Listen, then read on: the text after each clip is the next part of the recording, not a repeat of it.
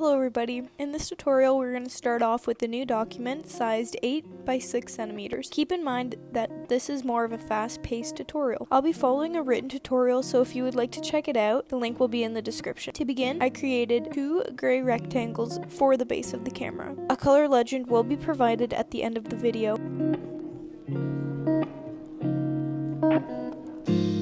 I selected my rectangles, went to Pathfinder, and hit merge to join my shape. Then selected my direct selection tool and dragged the top point to the left a little bit. Next, I created an orange rectangle and placed it in the middle.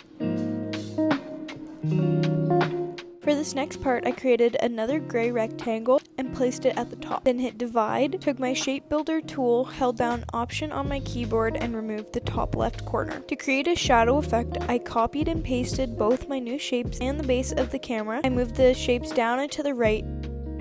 The next part was pretty straightforward. I did not get into too much depth. I just used my ellipse tool and created 10 different circles. For the glare on the lens, I created a light yellow circle and placed it in the middle. I then made a bigger white circle and placed the same shade of yellow inside of it and changed the opacity to 10%. Next, I created a black circle to cover the entire lens and changed the opacity to 10%.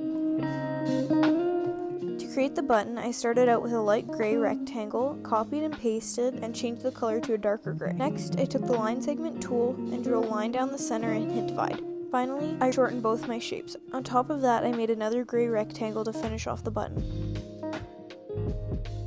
For the rest of the features, I used the same techniques that I've been using. Finally, to create a 3D effect on the camera, I put 2 black rectangles on either side of the camera, and I changed the opacity to 10%.